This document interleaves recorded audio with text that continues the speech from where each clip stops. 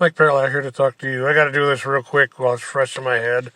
No work for me today. I had a doctor's appointment. So on the route to and from the doctor's appointment, I listened to Club Ramdom, Bill Maher's little podcast there. He was talking to Jerry Connell. I won't say I idolized him growing up, but only to say that I thought he was a cool guy, and I actually own somebody's homemade copy of one of the first TV series he was ever in, The Secret of My Secret Identity, a show that is corny in many ways, but I have a soft spot for it. It reminds me of visiting my grandparents on a Saturday, which was kind of the highlight of my childhood, growing up with a male feminist father. Those who watch my channel. Anyways, so while this is fresh in my head, I just wanted to talk about, I was like 9 years old when that show was on. As a matter of fact, when I bought it years later on DVD, I was amazed, like, wow, he looks like a child, because when I was a child myself watching it, for some reason he seemed older in it.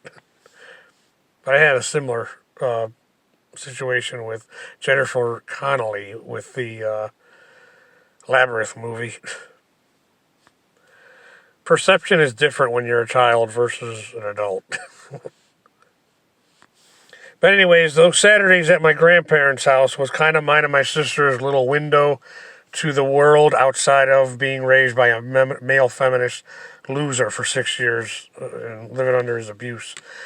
But anyways, I had no idea that apparently Jerry is married to John Samos's ex-wife, which John Samos, has described as the devil. Yeah, I have to agree with some commenter on the Club Random said that Jerry Connell has the energy of a golden retriever. Yeah, he does. He really is like a lapdog to his wife and his daughters. No point. He's got 2 daughters apparently with her, but yeah, I'm watching him talk. First of all, it's kind of was refreshing, I have to admit, to see somebody who won't let Bill Maher get a word in edgewise. Because Jerry Connell basically talks the way I did when I was a child, trying to say 100 things all at once.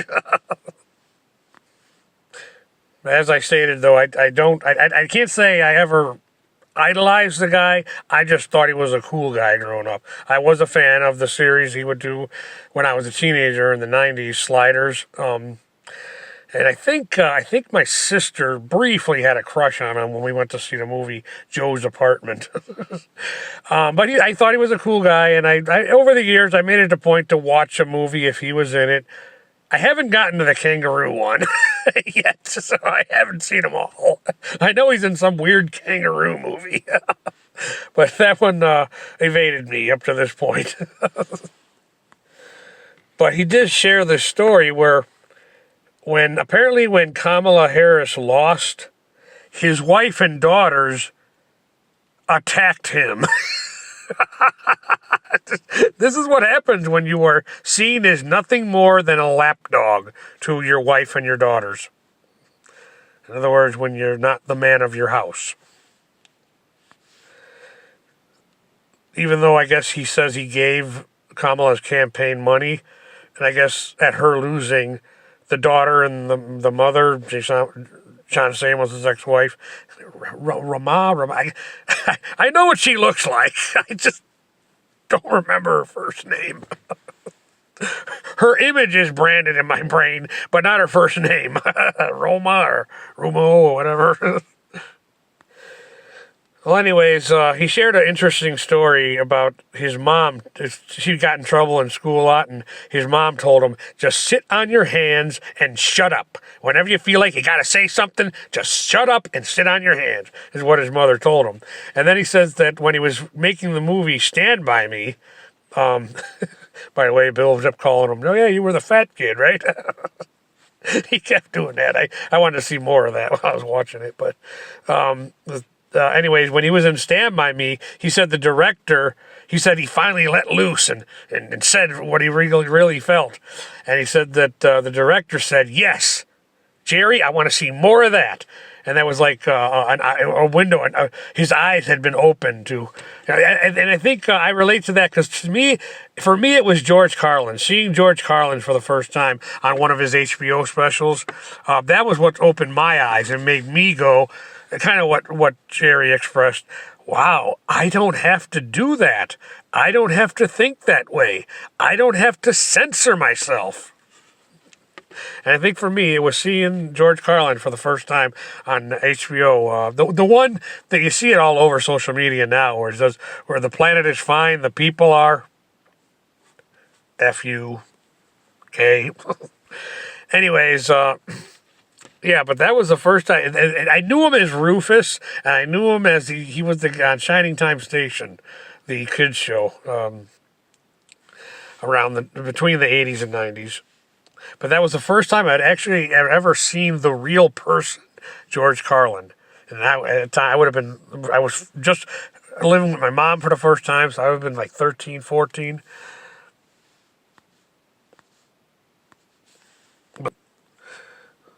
But anyways, that was my moment, like what Jerry had described in this podcast, Club Random with Bill Maher.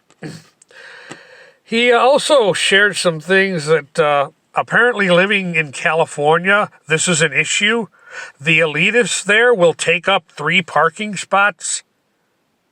And I guess the regular people that live in LA are supposed to just clam up and look the other way. I can see where that'd be an issue, though, in LA, in Hollywood, in California.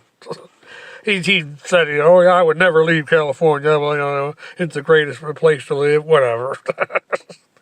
And then on the way back, still listening to this podcast after my doctor's appointment, he's going on about life. He's talking about being intimate with his wife, again, John Samos' ex-wife, and how he says, oh, whenever I was intimate with my wife, we dated for so long, and then we got married, and whenever I was intimate, I was like, this is a dream. How can this be? This is like a dream. And right there, if I could talk to the guy, I was like, right there, buddy, that's your problem. That's your problem. That's why your wife and your daughters only see you as a lapdog. Right there. That is your problem, buddy. And as I said on this channel, I was on the road to being one of those guys. That's why, he reminds me so much of myself growing up. Had my life taken a different road, maybe I would be a lapdog for some woman out there just because she was, quote, beautiful. But thank you for saving me from that fate.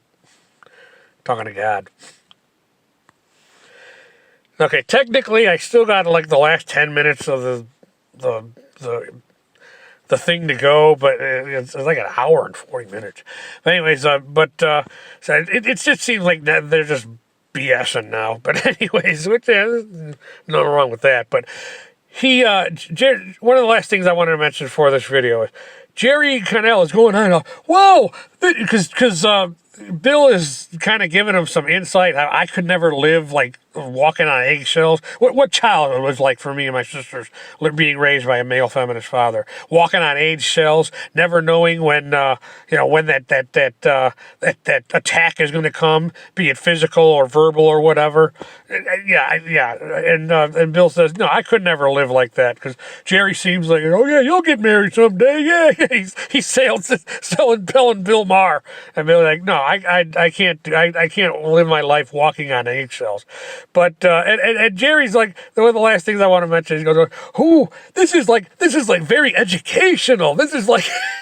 And again, I wanted to talk to him. Jerry, you're obviously learning a lot here. Now he's convinced that he might not be married after his wife sees this podcast, him on Bill Maher's Club Randoms. So.